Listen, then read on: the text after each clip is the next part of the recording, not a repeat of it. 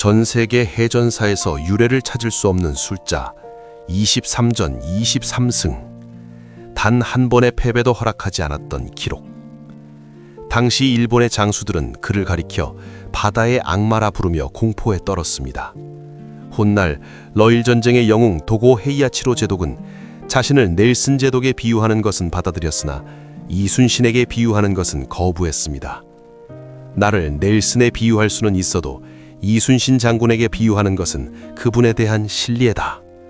이것이 적국이었던 일본이 그에게 바친 최고의 헌사였지요. 하지만 우리는 지금껏 박죄된 성웅의 모습만을 보아왔던 것은 아닐까요? 그 장엄한 승리 뒤에는 밤마다 지독한 위경련으로 신음하며 자신을 죽이려 하는 임금과 죽어가는 나라 사이에서 홀로 번민하던 가장 고독한 인간이 있었습니다. 일본 수군에게는 지옥의 사신이었고 백성들에게는 유일한 구원자였으며 끝내 조국에 의해 버림받았던 사내. 이제 우리는 그 화려한 전적 뒤에 숨겨진 인간 이순신의 처절한 숨소리를 들으려 합니다.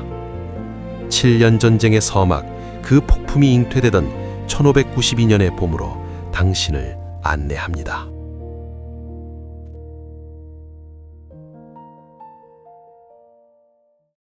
저 멀리 심해의 어둠 속에서부터 길게 끌어올린 듯한 검은 고의 낮은 선율이 새벽의 정적을 무겁게 가르고 들어옵니다. 거대한 폭풍우가 한반도 전체를 집어삼키기 직전에 그 기묘하고도 불길한 고요함. 규칙적으로 들려오는 망치 소리가 깡깡깡 하고 메아리치며 잠든 바다를 일깨웁니다. 그 차가운 금소금 사이로 전라좌수영의 새벽 파도 소리와 굶주린 갈매기들의 날카로운 울음소리가 비릿한 바닷바람을 타고 뒤섞여듭니다. 역사가 멈추기 직전의 고요함이었습니다. 1592년 임진년 봄, 한반도의 남쪽 끝 전라좌수영의 풍경은 기가 막힐 정도로 평화로웠지요. 흐드러지게 핀 벚꽃잎이 바다 위로 점점이 떨어져 분홍빛 물결을 이루고 있었습니다. 하지만 그 아름다운 평화의 이면, 짠내나는 바다 내음 속에 홀로 깨어있는 한 사내가 있었습니다. 전라좌수사라는 무거운 직함 뒤에 숨겨진 지독한 고독과 이름 모를 불안에 시달리는 사내, 바로 이순신이었습니다. 어두운 방 안, 촛불 하나가 가늘게 떨리며 사내의 그림자를 벽면에 길게 늘어뜨립니다. 종이 위에 붓이 지나가는 사각거리는 소리가 사내의 거친 숨소리와 겹쳐지며 방 안의 공기를 무겁게 짓누릅니다. 사내는 떨리는 손으로 난중일기의 첫머리를 써내려가기 시작합니다. 손등에는 고문과 전장의 상처가 아닌 밤샘 작업과 긴장으로 돋아난 핏줄이 선명합니다. 4월 초여를 맑음. 새벽부터 위가 뒤틀려 물 한 모금 넘기기 힘들다. 식은땀이 전신을 적셔 무명옷이 몸에 축축하게 달라붙는다. 창밖의 파도 소리가 마치 수만 명의 적군이 몰려오는 아우성처럼 들려오니 이를 병이라 해야 할 것인가 아니면 저주라 해야 할 것인가. 조정의 기별로는 여전히 전쟁의 기미가 없다 하며 군사훈련을 자제하라 명하였지만 내 눈앞의 바다는 이미 핏빛으로 물들 준비를 하고 있습니다. 나만이 느끼는 환각인가 아니면 이 땅의 흙들이 먼저 알아차린 곡소리인가. 사내는 붓을 내려놓고 창문을 엽니다. 자욱한 새벽 안개 너머로 병사들이 잠든 군용의 모습이 보입니다. 저들은 내일의 태양이 평소처럼 떠오를 것이라 믿고 있겠지요. 하지만 사내의 육감은 끊임없이 경고하고 있었습니다. 평화라는 이름의 마취제에 취해 있는 이 나라의 숨통을 끊으러 거대한 칼날이 수평선 너머에서 다가오고 있다는 사실을 말입니다. 삐걱거리는 문소리와 함께 사내가 천천히 밖으로 나갑니다. 밤 공기는 얼음장처럼 차갑지만 그의 머릿속은 다가올 재앙에 대한 생각으로 온통 불덩이 같습니다. 집무실을 나온 사내의 발자국이 축축한 마당을 밟으며 포구로 향합니다. 그곳에는 거대한 괴물이 어둠 속에 몸을 웅크린 채 잠들어 있었지요. 조정의 관리들이 예산 낭비라 비웃고 함께 전장을 누벼야 할 장수들조차 바다 위에 감옥이라 수군대던 기괴한 배였습니다. 절갑으로 등을 덮고 날카로운 송곳을 촘촘히 박은 해상의 성벽, 거북선이었습니다. 벌겋게 달궈진 쇠를 두드리는 챙챙 하는 소리가 새벽의 정적을 날카롭게 가릅니다. 거친 풀무질 소리가 몰아치는 건선소 안에서 기술자 나대용이 땀에 젖은 도면을 넓게 펼치며 장군을 맞이합니다. 도면 위에는 복잡한 수치들과 판옥선의 복원력을 계산한 흔적들이 가득합니다. 사또, 이 새벽에 어찌 또 나오셨습니까?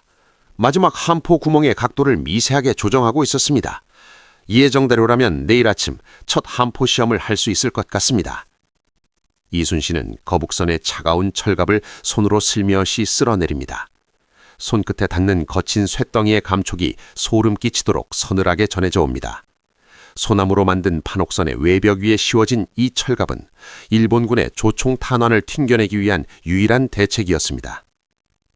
대용아, 이 배가 정말 우리 수군의 방패가 되어주겠느냐? 일본의 조총은 새의 날개도 단숨에 꺾는다 들었다. 이 투박한 철갑이 정말로 그들의 탄환을 막아낼 수 있겠느냐는 말이다. 나대용이 확신에 찬 목소리로 그러나 아주 낮게 답합니다. 그의 눈에는 기술자 특유의 광기와 충성심이 섞여 있었습니다. 막는 것뿐만이 아닙니다. 장군께서 말씀하신 대로 이 배는 적진의 심장부로 파고들어 모든 것을 뒤흔드는 독사가 될 것입니다. 판옥선보다 무게중심을 낮게 설계하여 함포의 반동을 최소화했습니다. 등을 덮은 저 무시무시한 가시들이 적의 백병전을 무력화할 것이고 용의 머리에서 뿜어지는 자욱한 연기가 그들의 눈을 완전히 가려버릴 것입니다. 이순신의 눈빛이 더욱 깊어집니다. 그는 배의 선미를 바라보며 선회 반경을 가늠해봅니다. 일본의 안택선은 길고 좁아 속도는 빠르지만 우리 판옥선처럼 제자리에서 회전하는 능력은 떨어집니다. 거북선은 그 약점을 파고드는 천병이 되어야 했습니다. 연기만으로는 부족하다. 용의 입에서는 반드시 불이 나가야 한다. 적들이 이 배를 보는 순간 지옥의 밑바닥에서 올라온 귀신이라 믿게 만들어야 한다는 것이다. 그것만이 저 압도적인 수적 열세를 뒤집을 수 있는 유일한 길이다. 이순신은 철저한 기술자이자 수학자였습니다. 그는 관념적인 전술이나 허울 좋은 명분이 아닌 물리적인 파괴력과 타격 지점을 치밀하게 계산할 줄 아는 사내였지요. 거북선은 그의 광기와도 같은 집념이 빚어낸 필생의 결정체였습니다. 하지만 바다 밖의 세상은 너무나 안일하고 비겁했습니다. 이순신이 절규하듯 장계를 올릴 때마다 한양의 궁궐에서는 차가운 비웃음과 비아냥만이 들려왔던 겁니다. 이순신, 그자가 또 장계를 올렸는가? 왜군이 쳐들어올 것이니 군사를 보강해달라고. 통신사 황윤길은 침략의 기미가 전혀 없다 했거늘 어찌 그자 혼자만 이토록 유난을 떠는가 말이다. 그자는 전쟁에 미친 광인인가? 아니면 나의 눈을 가리고 권력을 탐하려는 자인가? 어전 회의에서 터져나오는 대신들의 비웃음 소리가 이순신의 귓가에 환청처럼 맴돕니다. 그는 어두운 바다 수평선을 바라보며 혼자 나지키 읊조립니다. 그의 시선은 백성들이 잠든 민가를 향합니다. 저들의 평화를 지키기 위해 자신은 임금에게 미움을 사고 동료들에게 외면당하는 길을 택했습니다. 나를 비웃어도 좋다. 미쳤다고 손가락질해도 상관없다. 다만 단 하루만이라도 시간이 더 주어진다면, 저 죄 없는 아이들이, 저 가련한 백성들이 도망칠 시간만이라도 벌 수 있다면 나는 기꺼이 미친 자가 되겠다. 시간은 무정하게 흘러 4월 12일 정오, 마지막 점검을 마친 거북선이 마침내 거대한 몸을 이끌고 물 위를 가릅니다. 갑판 위에 오른 장수들은 거북선의 육중한 진동을 온몸으로 느낍니다. 준비되었는가? 오늘 이 배가 죽은 나무 껍데기가 아니라 살아있는 생명임을 증명하라. 천자총통, 지자총통. 모든 포문을 열고 발사하라. 쿠. 장엄한 대포 소리가 좌수영 바다 전체를 뒤흔들며 울려 퍼집니다. 거대한 반동으로 배가 휘청했지만 이내 평형을 되찾습니다. 수평선 너머 설치된 가상의 목표물이 산산조각이 나며 거대한 물기둥이 하늘로 솟구칩니다. 성공이었지요. 배 위의 장수들이 환호성을 지르며 서로를 깨워놨습니다. 화양 연기가 매캐하게 코를 찌르지만 그 냄새는 이순신에게 구원의 향기처럼 느껴졌습니다. 하지만 운명은 그들에게 기뻐할 틈조차 허락하지 않았습니다. 포성이 채 잦아들기도 전 저 멀리 언덕 너머에서 파발마라 흙먼지를 광기 어린 듯 일으키며 달려오고 있었으니까요. 말발굽 소리가 급박하게 땅을 때립니다. 전령이 말에서 굴러떨어지며 피 섞인 흙을 토해내듯 절규합니다. 장군! 장군! 부산포입니다. 부산 버버다가 검은 그림자로 완전히 덮였습니다. 수백, 아니 수천 척의 외선이 바다를 메우며 섬뜩하게 몰려오고 있습니다. 정발 장군께서 장렬히 전사하셨고 부산진이 함락되었습니다. 순식간에 사방에 정적이 흐릅니다. 조금 전까지의 환희는 얼음물처럼 차갑게 식어버리고 오직 바닷바람 소리만이 좌수영의 촛불을 거세게 흔듭니다. 장수들의 얼굴은 핏기가 가신 채 창백하게 질렸지만 이순신만은 천천히 칼자루를 꽉 쥐며 낮고 그러나 바다보다 깊은 목소리로 말합니다. 그의 가슴 속에서는 지독한 통증이 다시 시작되었지만 눈빛은 그 어느 때보다 예리하게 빛납니다. 드디어 왔는가? 전 함대에 명한다. 닻을 올리고 발포 준비를 하라. 우리는 오늘부터 죽어서 이 바다에 묻힐 때까지 단 한 발자국도 물러서지 않는다. 비장한 오케스트라 연주가 폭발하듯 터져나오며 조선의 운명을 건 7년 전쟁이 그 장엄하고도 처절한 막을 올립니다. 벚꽃잎이 흩날리던 여수의 봄은 그렇게 붉은 핏빛으로 물들기 시작했습니다. 이순신은 판옥선의 가판 위에 서서 멀리 부산 쪽 하늘을 응시합니다. 그곳에는 이미 거대한 검은 구름이 한반도 전체를 삼키기 위해 소용돌이 치고 있었지요. 그는 알고 있었습니다. 이제부터 벌어질 일들은 단순히 영토를 지키는 싸움이 아니라 인간의 존엄을 지키기 위한 고독한 투쟁이 될 것이라는 사실을 말입니다. 그의 등 뒤로 수많은 병사가 분주히 움직입니다. 화약을 나르는 소리, 화살을 챙기는 소리, 그리고 두려움에 떨며 가족의 이름을 부르는 낮은 흐느낌까지. 이순신은 그 모든 소리를 가슴에 새깁니다. 자신이 짊어져야 할 목숨들의 무게가 어깨를 짓누르지만 그는 결코 비틀거리지 않습니다. 그는 군량미의 재고와 화약의 습도를 다시 한번 점검합니다. 팩트와 수치만이 이 절망적인 전쟁을 버티게 할 유일한 동아줄이었던 겁니다. 배가 푸구를 떠나며 물결을 가르는 소리가 철썩이며 들려옵니다. 이 소리는 조선 수군이 세상에 내뱉는 첫 번째 숨소리이자 침략자들을 향한 죽음의 예고장이었습니다. 1592년 4월의 태양은 그렇게 붉은 노을을 남기며 수평선 너머로 저물어 받고 조선의 가장 긴 밤이 시작되었습니다. 이순신의 시선은 수평선 끝 보이지 않는 적의 함대를 향해 고정되어 있습니다. 그의 가슴 속에서는 지독한 통증과 함께 이름 모를 열망이 끓어오릅니다. 나약한 왕과 눈먼 신하들이 벌인 이 나라를 오직 이 바다와 이 배들만이 지킬 수 있다는 자각이었지요. 그는 판옥선의 난가를 으스러지도록 쥐입니다. 나무의 거친 질감이 손바닥을 파고들지만 그 고통조차 오히려 정신을 맑게 깨웁니다. 전군 출항하라! 장군의 낮은 호령이 가판 위를 구릉이다. 노를 젓는 격군들의 일정한 구령 소리가 시작되고 판옥선은 거대한 날개를 펴듯 돛을 올립니다. 바람이 돛을 가득 채우자 배는 묵직하게 앞을 향해 나아갑니다. 좌수영의 포구를 빠져나가는 그들의 뒤편으로 평생을 보아왔던 평화로운 해안선이 점점 멀어집니다. 어쩌면 다시는 돌아오지 못할 길임을 알면서도 그들은 누구 하나 뒤를 돌아보지 않았던 겁니다. 이제 시작이라는 것인가? 장군은 속으로 생각합니다. 7년의 지옥, 그 입구에 선 사나이의 눈에는 눈물 대신 차가운 바닷물이 고여 있었습니다. 그는 자신을 믿고 따르는 수천 명의 눈동자를 떠올립니다. 그들의 생사가 그리고 이 땅의 운명이 오직 자신의 판단 하나에 달려있다는 무게감이 심장을 조여옵니다. 하지만 그 압박감조차 이순신에게는 차가운 얼음 송곳처럼 정신을 예리하게 벼려주는 도구일 뿐이었습니다. 어둠이 깊어가는 바다 위로 조선 수군의 함대가 일렬로 늘어섭니다. 파도를 가르는 물소리만이 정막을 깨우는 가운데 이순신은 자신의 일기에 마지막 문장을 남겼을 때의 마음을 다시 한번 되새깁니다. 죽기로 마음먹으면 살 것이요 살려고만 한다면 죽을 것이다. 그가 평생을 지켜온 이 신념은 이제 개인의 좌우명을 넘어 한 나라의 구원이 될 준비를 마쳤습니다.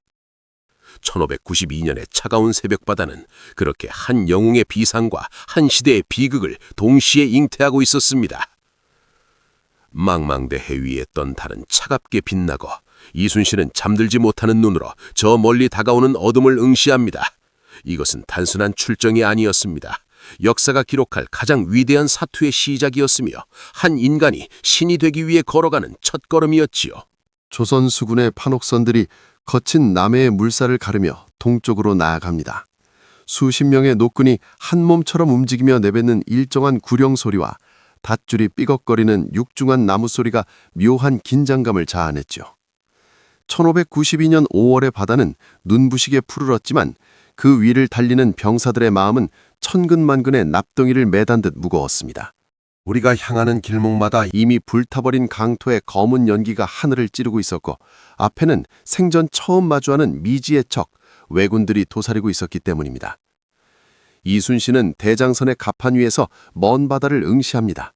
그의 시선은 흔들림이 없었으나 꽉 쥔 칼자루 위로 굵은 힘줄이 툭툭 솟아올라 있었습니다. 그는 알고 있었죠. 이번 싸움은 단순히 빼앗긴 바다를 되찾는 것이 아니라 조선이라는 나라의 심장이 아직 멈추지 않았음을 온 천하에 증명하는 첫 번째 사투가 될 것임을 말입니다. 바닷바람이 그의 수염을 거칠게 핥히고 지나가지만 사내는 미동조차 하지 않은 채 적의 흔적을 쫓습니다. 전 함대에 전하라. 적들이 우리의 기세를 시험하려 할 것이다. 조총 소리에 겁먹지 마라. 적의 조총은 50보를 넘지 못하나 우리의 천자총통은 바다 너머의 적을 가루로 만들 것이다. 장군의 목소리가 바람을 타고 각배로 전달되자 두려움에 떨던 병사들의 눈빛이 서서히 달라지기 시작합니다. 마침내 옥포 앞바다, 약탈의 눈이 먼 외선 30여 척이 시야에 들어옵니다. 그들은 조선 수군이 겁을 먹고 도망칠 것이라 생각하며 비웃음 섞인 함성을 질렀죠. 일본의 안택선들은 얇은 삼나무로 만들어져 속도는 빠르지만 충격에는 취약했습니다. 반면 조선의 판옥선은 단단한 소나무로 짜여진 거대한 요새와도 같았습니다. 망령도이 움직이지 마라. 산처럼 무겁게 침착하라. 적이 우리 사거리 안에 들어올 때까지 단 한 발의 화살도 허비하지 마라. 거대한 판옥선들이 성벽처럼 적을 압박하며 다가갑니다. 거리가 좁혀지자 왜군들이 조총을 쏘아대기 시작합니다. 딱! 따당! 하는 날카로운 파열음이 갑판의 난간을 때리고 병사들의 발취에 박히지만 이순신은 눈 하나 깜짝하지 않습니다. 오히려 그는 적의 배가 파도의 정점에 올라와 우리 포문과 일직선이 되는 찰나를 기다렸던 겁니다. 한포장전! 일제히! 방포하라! 구웅! 지면을 뒤죽박죽으로 뒤흔드는 거대한 굉음과 함께 판옥선의 옆구리에서 시뻘건 불꽃이 뿜어져 나옵니다.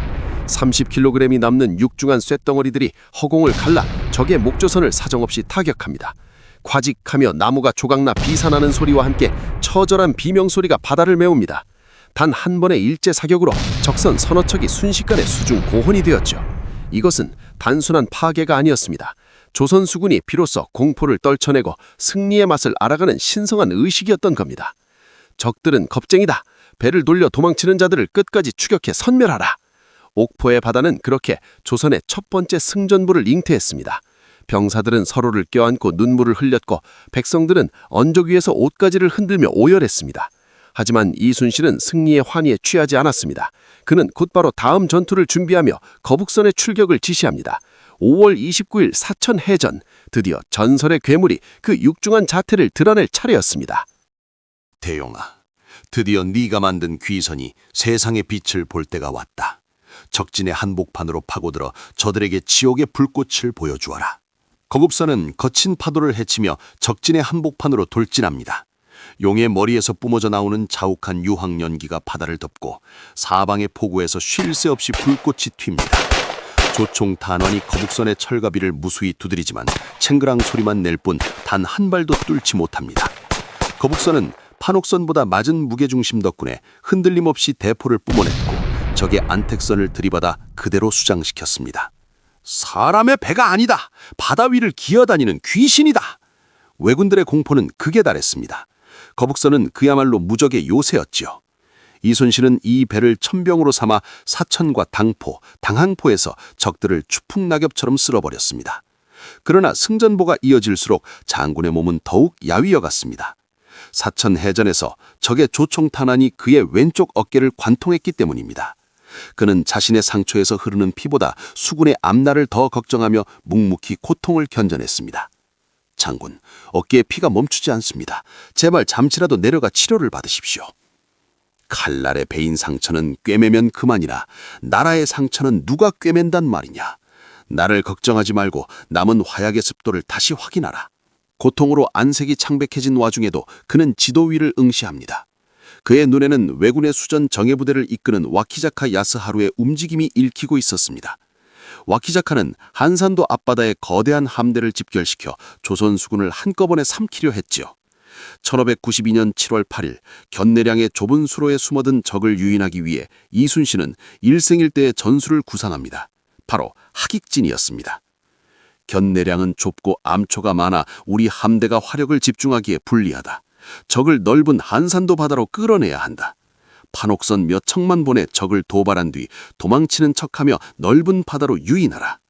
거대한 함대가 물결을 가르며 후퇴하자 기세등등한 왜군들이 미끼를 물고 달려듭니다. 와키자카는 조선 수군이 드디어 겁을 먹었다고 확신하며 전 함대에 총공격 명령을 내렸던 겁니다. 하지만 그들이 한산도 앞바다에 탁 트인 광야에 들어선 순간 이순신의 대장선에서 장엄한 북소리가 울려 퍼집니다. 둥둥둥. 전 함대 좌우로 길게 펼쳐라. 하견 날개를 펼쳐 적의 숨통을 포위하라. 바다 위로 거대한 반원이 그려집니다. 수십 척의 판옥선들이 일사불란하게 기동하며 적의 함대를 에워싸기 시작했죠. 이것은 고도의 훈련이 필요한 기동이었습니다. 적의 배들이 포위망에 갇히자 중앙과 양 날개에서 적을 향해 고개를 돌린 한포들이 일제히 불을 뿜었습니다. 지자 총통, 현자 총통, 일제 사격, 한 놈도 남기지 마라. 쿡콱콱콱쾅. 하늘과 땅이 뒤집히는 듯한 괴연이 한산도의 공기를 찢어놓습니다. 수백 발의 대포알이 외선들을 초강내고 불길이 바다 전체를 덮었습니다. 적들은 화력의 열세를 극복하지 못한 채 바다 위에서 불타올랐죠. 와키자카는 자신의 애선이 침몰하자 부서진 나무 조각을 붙잡고 무인도로 도망쳐 솔잎을 뜯어먹고 목숨을 부지해야 했습니다. 한산도 대첩. 그것은 조선의 운명을 단숨에 바꾼 위대한 승리였습니다. 왜군의 수륙병진 작전은 숲으로 돌아갔고 보급로가 끊긴 왜군은 공포에 질렸습니다. 하지만 이 찬란한 승전보가 의주의 임시 궁궐에 닿았을 때 왕의 반응은 예상과 전혀 달랐습니다. 선조는 승리의 기쁨보다 자신보다 더 빛나는 장수의 이름이 백성들의 입에 오르내리는 것에 깊은 공포를 느끼기 시작했던 겁니다. 이순신이라. 백성들이 그를 두고 성인이라 부르며 내 이름보다 먼저 연호한다지. 바다에 왕이 따로 있다는 말이 도성까지 들리는구나. 신하들은 왕의 시기심을 읽고 이순신을 견제해야 한다고 부추겼죠. 전쟁은 아직 한창인데 왕은 이미 영웅을 어떻게 죽일지를 고민하고 있었던 겁니다. 이순신은 그 차가운 기류를 피부로 느끼면서도 묵묵히 붓을 들어 난중일기를 채워나갔습니다. 8월 15일.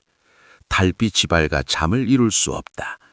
승리는 기쁘나 등 뒤에서 불어오는 바람이 적의 칼날보다 차갑게 느껴진다. 내가 진정 지켜야 할 것은 군주의 마음인가, 아니면 이 땅에서 숨쉬는 이름 없는 백성들인가? 그는 어둠 속에서 혼자 중얼거립니다. 비웃어도 좋다. 시기해도 상관없다. 나는 다만 내일의 바다를 지킬 뿐이다. 승리의 환희 뒤로 짙은 먹구름이 소리 없이 몰려오고 있었습니다. 조선의 바다를 지킨 거대한 학의 날개는 이제 적이 아닌 자신이 지킨 나라의 화살을 맞을 준비를 해야 했습니다. 이순신은 어깨에 상처를 움켜쥐며 다시 바다를 봅니다. 장군은 알고 있었죠. 앞으로 다가올 고통은 왜군의 칼날보다 훨씬 더 날카롭고 잔인할 것이라는 사실을 말입니다. 그의 눈앞에는 이제 적의 함대뿐만 아니라 자신을 향한 보이지 않는 적의 그림자까지 어른거리기 시작했습니다. 하지만 이순신은 멈추지 않았습니다. 그는 전라좌수영의 병사들을 독려하며 다시 함포를 닫고 화약을 챙깁니다.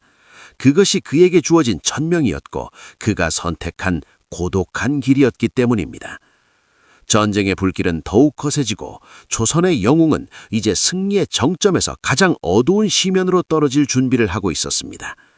역사는 그렇게 한 영웅의 가장 빛나는 순간에 가장 아픈 배신을 예비해두고 있었지요. 1592년의 뜨거웠던 여름은 그렇게 위대한 승리와 비극적인 전조를 동시에 남기며 수평선 너머로 저물어 갔습니다. 이순신의 심장은 여전히 북소리처럼 뛰고 있었습니다. 하지만 그 북소리는 이제 승리의 약속이 아니라 다가올 운명에 맞서는 장엄한 장송곡처럼 들려오기 시작했습니다. 그는 판옥선의 난간을 굳게 잡고 자신을 부르는 바다의 목소리에 귀를 기울입니다. 나를 어디로 데려가려 하느냐, 이 끝없는 파도는. 산의 나직한 탄식이 바닷바람에 흩어집니다. 영광의 시대는 짧았고 이제 그에게 남은 것은 뼈를 깎는 고통과 고독뿐이었습니다.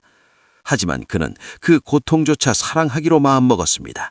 그것이 자신이 지켜낸 이 강토에 대한 마지막 예의였기 때문입니다. 1597년 정유년의 정처는 잔인했습니다. 승전의 환호가 채 가시기도 전에 조선의 바다에는 시커먼 먹구름이 들이우기 시작했죠. 왜군의 치밀한 이간계와 선조의 깊은 의심은 결국 조선의 방패였던 이순신을 스스로 꺾어버리는 비극을 낳고야 말았습니다. 한산도의 통제형을 호령하던 장군은 이제 무거운 쇠사슬에 묶인 채 죄인의 몸이 되어 한양의 지하 감옥으로 끌려갔던 겁니다. 습하고 퀴퀴한 곰팡이 냄새가 진동하는 국문장 안으로 날카로운 매질 소리가 울려 퍼집니다. 퍽, 퍽 하며 살이 터져나가는 소리와 뼈가 으스러지는 둔탁한 소리가 정적을 찢어놓습니다. 붉게 달궈진 인도가 살에 닿을 때마다 지익하는 소리와 함께 비릿한 단내가 진동하지만 의자에 묶인 사내는 입술을 깨물며 신음을 삼킵니다. 차가운 지하수의 물방울이 이마를 타고 흐르며 상처를 후벼 파지만 그의 눈빛만은 꺼지지 않는 불꽃처럼 타오르고 있었습니다. 말하라. 니놈이 어찌하여 가토의 머리를 베라는 어명을 거역했느냐. 니놈이 진정 이 나라의 왕이라도 된 줄 알았더냐. 고문관의 표독스러운 외침이 귓전을 때리지만 이순신은 피 섞인 침을 뱉어내며 간신히 고개를 듭니다. 그의 정신은 이미 육체를 이탈한 듯 초연했으나 가슴 깊은 곳에서 올라오는 비통함만은 어쩌지 못했지요. 전하, 바다의 물길을 모르는 자가 어찌 사지로 군사를 보낸단 말입니까? 신은 죽어도 적의 함정에는 들 수 없었나이다. 내 이놈, 끝까지 전하를 기만하려 드는구나. 저놈의 주리를 틀어라. 뼈가 가루가 될 때까지 멈추지 마라. 비명조차 나오지 않는 극한의 고통 속에서 이순신은 정신이 혼미해집니다. 정강이 뼈가 뒤틀리고 온몸의 감각이 마비되는 와중에도 그는 자신이 지켜온 바다를 떠올렸습니다. 자신이 그토록 지키려 했던 나라가 정작 자신을 죽이려 드는 이 역설적인 현실이야말로 육체적인 고문보다 더 잔인하게 그를 파괴하고 있었던 겁니다. 결국 사형을 면한 그는 백의종군, 즉 모든 계급과 명예를 박탈당한 채 평졸의 신분으로 남쪽 전선으로 내려가라는 명을 받습니다. 하얀 소복 하나마를 걸친 채 초라하게 길을 걷던 이순신에게 세상에서 가장 차가운 소식이 날아듭니다. 옥바라지를 위해 먼 길을 오시던 어머니가 배 위에서 숨을 거두셨다는 부고였습니다. 어머니, 소자가 불효하였나이다. 나라를 구하느라 임종도 지키지 못했는데 이제 죄인의 몸이라 상복조차 입지 못하나이다. 하늘이여, 어찌 저에게만 이토록 가혹하시나이까. 길가에 주저앉아 흙바닥을 치며 통곡하는 사내의 모습에서 장군의 위엄은 더 이상 찾아볼 수 없었습니다. 오직 어머니의 죽음 앞에 무너진 세상에서 가장 가련한 아들만이 있었을 뿐이죠. 비바람이 몰아치는 산길을 걸으며 그는 피눈물을 삼켰습니다. 하지만 그가 아픔을 추스리기도 전에 조선 수군은 역사상 가장 참혹한 붕괴를 맞이합니다. 이순신이 사라진 바다. 원균이 이끄는 160여 척의 판옥선 대함대는 7천량에서 왜군의 기습을 받아 단 하룻밤 만에 전멸했습니다. 수만 명의 수군이 수중고혼이 되었고 이순신이 그토록 아꼈던 거북선과 판옥선들은 불타는 땔감이 되어 바닷속으로 허망하게 사라졌죠. 조선의 바다가 완전히 열려버린 것입니다. 당황한 선조는 염치불구하고 다시 이순신을 부릅니다. 삼도수군 통제사라는 거창한 직함을 내밀었지만 그에게 남겨준 것은 고작 12척의 배뿐이었죠. 수군을 배하라. 남은 배 12척으로 무엇을 하겠느냐? 이순신 너는 육군에 합류하여 권율과 함께 싸우라. 비겁한 왕의 명령이 적힌 교사를 받아든 이순신은 잠시 눈을 감습니다. 전율이 느껴질 만큼 무거운 책임감이 그의 야윈 어깨를 짓눌렀지만 사내는 피하지 않았습니다. 그는 떨리는 손으로 붓을 들어 조선 역사상 가장 장엄한 답신을 써내려갔던 겁니다. 신에게는 아직 12척의 배가 남아 있사옵니다. 신의 몸이 죽지 않는 한 적들이 감히 우리를 업신여기지 못할 것이옵니다. 이순신은 떨리는 손으로 붓을 놓았습니다. 그것은 사지가 찢기는 고통 속에서도 사내가 끝까지 지켜낸 절벽 끝의 마지노선이었지요. 앞선 7천량의 불길 속에 이순신이 그토록 아끼던 거북선들마저 모두 잃어버린 절망의 바다. 왕에게 올린 장계에는 12척의 패라고 적었지만 사투를 앞둔 장군의 함대 곁으로 이름 없는 백성들의 염원을 실은 마지막 한 척이 기적처럼 물길을 거슬러 합류하게 되었습니다. 파손되어 버려졌던 배를 밤새 고쳐낸 수군들과 백성들의 간절함이 보태어진 숫자. 이제 바다 위에 남은 것은 단 13척의 판옥선. 그 턱없이 부족한 13마리 학의 날개가 조선의 운명을 짊어지고 울돌목의 거친 물살 속으로 뛰어들 준비를 마친 것이었습니다. 1597년 9월 16일 전라남도 해남과 진도 사이의 좁은 바다 울돌목. 바다가 거칠게 울부짖는 소리가 온 천지를 진동시킵니다. 화 하는 거대한 회오리가 암벽에 부딪혀 부서지고 물길은 마치 거대한 괴물이 몸부림치듯 요동칩니다. 명량의 물길은 소리부터가 남달랐습니다. 바위 바닥에 부딪히는 물소리가 수만 명의 병사가 지르는 비명처럼 들려왔지요. 그 좁은 길목 너머로 333척에 달하는 왜군의 대함대가 바다를 시커멓게 뒤덮으며 다가오고 있었던 겁니다. 이순신은 대장선의 갑판 위에 홀로 섰습니다. 뒤를 돌아보니 겁에 질린 장수들의 배는 저만치 멀어지고 있었습니다. 고립무원의 바다, 죽음의 공포가 안개처럼 함대를 감쌌습니다. 그때 이순신은 칼을 뽑아들고 병사들을 향해 사자후를 토해냅니다. 살고자 하면 죽을 것이요, 죽고자 하면 살 것이다. 한 사람이 길목을 지키면 1000명도 두렵게 할 수 있다. 나를 믿지 못하겠거든 내 칼날이 너희들의 목을 먼저 칠 것이다. 앞으로 나아가라. 대장선 한 척이 거센 소용돌이를 뚫고 적진 한복판으로 뛰어듭니다. 적들은 미친 짓이라며 비웃었지요. 하지만 이순신은 물길의 흐름과 시간의 변화를 완벽하게 계산하고 있었습니다. 울돌목의 물살이 바뀌는 그 찰나의 순간 333척의 외선들은 좁은 목구멍에 갇혀 서로 부딪히고 깨지기 시작했습니다. 일본의 얇은 배들은 소용돌이치는 물살의 회전력을 견디지 못하고 뒤집혔고 판옥선의 묵직한 함포는 그 틈을 놓치지 않았습니다. 지자총통, 현자총통, 방포하라! 구구. 대장선에서 뿜어져 나온 포탄이 적의 선봉장을 박살냅니다. 울돌목의 거센 물살은 이제 이순신의 가장 강력한 무기가 되어 왜군들을 집어삼켰지요. 절망에 빠졌던 나머지 장수들이 대장선의 결사항전을 보고 다시 노를 젓기 시작합니다. 13척의 판옥선이 일렬로 늘어서서 좁은 길목을 막아내자 거대했던 왜군의 기세는 추풍낙엽처럼 무너져 내렸던 겁니다. 이게 무슨 일인가? 저자는 인간이 아니다. 바다의 귀신이다. 배 13척에 우리 함대가 무너지고 있다. 왜문들의 비명소리가 울돌목의 거친 파도소리에 묻혀 사라집니다. 단 13척으로 333척을 물리친 세계전쟁사 유례없는 기적.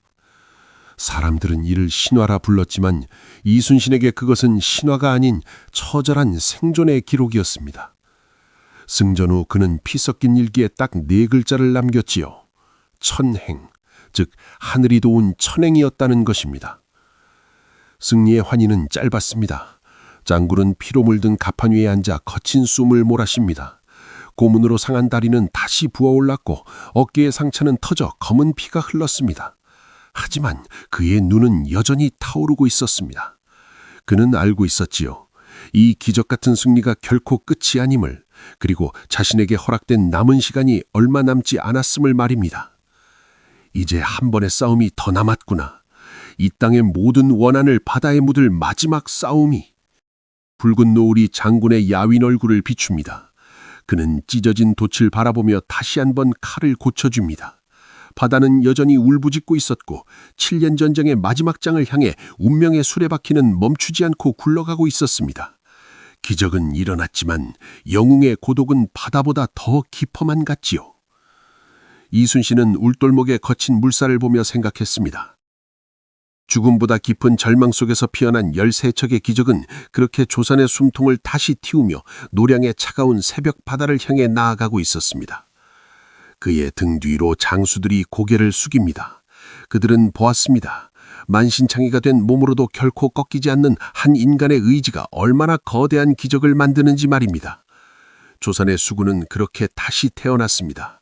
절망의 끝에서 그들은 비로소 불멸이라는 이름을 얻게 되었던 것입니다. 명량의 기적적인 승리 후에도 조선의 바다는 차가운 안개 속에 잠겨 있었습니다. 승전보를 들고 고향 아산으로 향했던 전령이 돌아온 날, 이순신은 차가운 바닷바람이 부는 갑판 위에서 벼락 같은 소식을 마주하게 됩니다. 막내 아들 이면이 아산의 집을 침입한 왜군들과 결사적으로 싸우다 전사했다는 비보였습니다. 장군은 전령이 내민 편지를 차마 뜯지 못하고 한참을 바르르 떨었지요. 어두운 방 안에서 촛불 하나 켜지 못한 채 장군은 짐승처럼 울부짖으며 차가운 바닥을 긁었습니다. 성웅이라 불리던 사내의 어깨는 자식을 가슴에 묻은 아비의 슬픔으로 처참하게 무너져 내렸던 겁니다. 그는 피를 토하듯 일기에 이렇게 적었습니다. 4월, 아니 10월 14일, 으스름한 저녁에 전령이 왔다. 편지를 보기도 전에 뼈마디가 먼저 떨렸다. 겉봉을 뜯으니 면이 죽었다는 세 글자가 내 눈을 찔렀다. 하늘아, 어찌 이리도 가혹하냐. 내가 죽고 네가 살아야 하거늘 네가 죽고 늙은 내가 살았으니 이 무슨 망국한 일이냐. 내 마음은 불이 붙은 듯 타오르고 창자는 갈기갈기 찢어지는구나. 아들아, 나를 버리고 어디로 갔느냐. 사흘 밤낮을 먹지도 자지도 못한 채 아들의 이름을 부르던 장군은 다시 칼을 쥐고 일어섰습니다. 여전히 바다에는 돌아가지 못한 적들이 남아 있었고 그들이 살아 돌아간다면 이 비극은 훗날 우리 후손들에게 다시 반복될 것임을 누구보다 잘 알고 있었기 때문입니다. 1598년 11월 7년 전쟁의 끝을 알리는 노량의 바다는 그렇게 영웅의 마지막 무대가 될 준비를 마쳤습니다. 철수를 서두르는 왜군은 명나라 제독 지일린에게 막대한 뇌물을 바치며 길을 열어달라 애원했습니다. 명나라 함대가 흔들리는 것을 본 이순신은 지일린의 막사로 찾아가 단호하고 서늘한 목소리로 외쳤지요. 제독, 이 바다에 수장된 내 부하들의 넋이 지금도 나를 보고 있어. 내 아들의 핏물이 여전히 이 차가운 물결 속에 섞여 흐르고 있단 말이오. 나는 단 한 척의 적선도 단 한 명의 왜군도 살려보낼 생각이 없어. 만약 명이 길을 비켜준다면 나는 명나라 함대를 먼저 치고 적을 섬멸할 것이오. 장군의 서슬퍼런 기세에 압도당한 진리는 결국 고개를 숙였습니다. 1598년 11월 18일 밤, 이순신은 최후의 결전을 앞두고 갑판 위에서 무릎을 꿇었습니다. 칠흑 같은 어둠 속에서 타오르는 횃불이 장군의 야윈 얼굴을 비췄지요. 그는 하늘을 우러러보며 나지기 기도했습니다. 하늘이시여, 이 원수를 섬멸할 수만 있다면 이 몸은 지금 당장 죽어도 여한이 없나이다. 새벽 2시 노량의 바다가 뇌성 병력 같은 괴음과 함께 뒤집혔습니다. 철수 경로를 뚫으려는 500여 척의 외선과 그들을 포위한 조명연합군 함대 200여 척이 엉겨붙어 거대한 아수라장을 이루었죠. 화전이 밤하늘을 수놓고 판옥선의 한포가 쉴 새 없이 불꽃을 뿜어냈습니다. 바다는 안개와 매캐한 화양연기로 가득 차 앞을 분간하기조차 힘들었습니다. 이순신은 대장선의 누상 위에서 직접 북채를 잡았습니다. 둥, 둥, 둥, 둥. 장군이 직접 치는 북소리는 병사들에게는 승리의 약속이었고 왜군들에게는 저승사자의 발자국 소리였습니다. 적의 조총 탄환이 비처럼 쏟아지는 와중에도 그는 피하지 않았습니다. 마치 예정된 끝을 향해 걸어가는 사람처럼 그는 오직 앞만을 바라보며 북을 쳤던 겁니다. 적들이 무너지고 있다. 한 놈도 놓치지 마라. 저들이 다시는 우리 강토를 넘보지 못하도록 조선의 원한을 오늘 이 바다에 모두 갚아라. 장군의 호령이 바다를 올리던 그 순간 안개를 뚫고 날아온 차가운 탄환 하나가 장군의 왼쪽 가슴을 꿰뚫었습니다. 장군은 천천히 바닥으로 쓰러졌습니다. 곁에 있던 아들 회와 조카 완이 비명을 지르며 달려왔지만 장군은 떨리는 손으로 그들을 제지하며 입술을 깨물었지요. 싸움이 급하다. 나의 죽음을 절대 알리지 마라. 그것이 이 땅의 바다를 지킨 거인이 남긴 마지막 말이었습니다.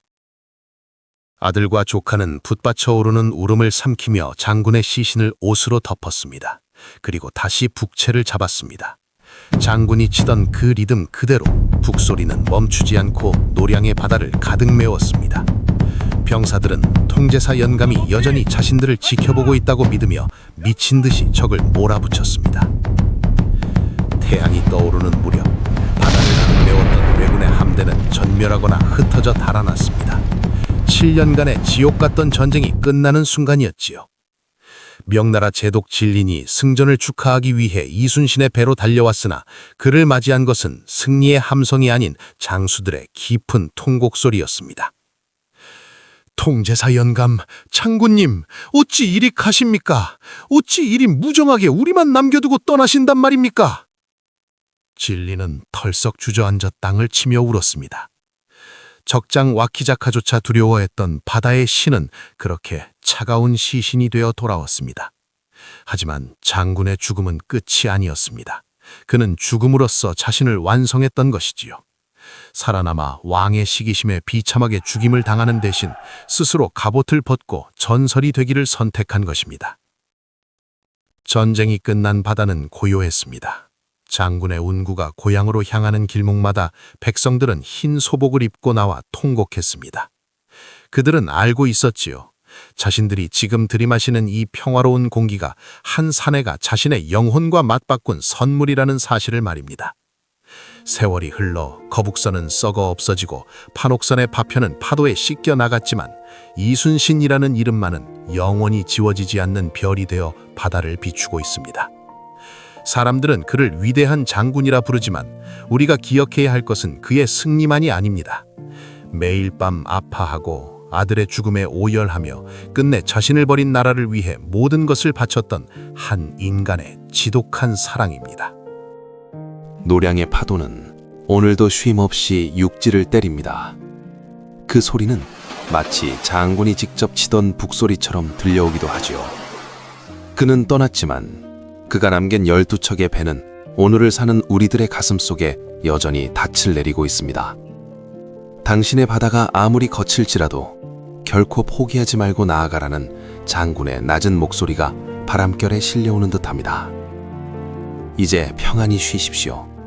장군께서 지켜낸 이 강토에 다시는 눈물이 없도록 우리가 당신의 북소리를 영원히 잊지 않겠습니다. 조선의 수호자이자 가장 고독했던 인간 이순신의 연대기는 그렇게 영원한 전설로 남았습니다. 우리는 여전히 그의 바다 위에 살고 있습니다.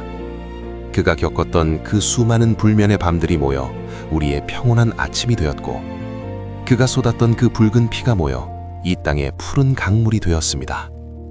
1598년의 그 차가운 새벽 바다는 이제 우리에게 묻고 있습니다. 당신은 지금 당신의 소중한 것들을 지키기 위해 어떤 북소리를 내고 있느냐고 말입니다.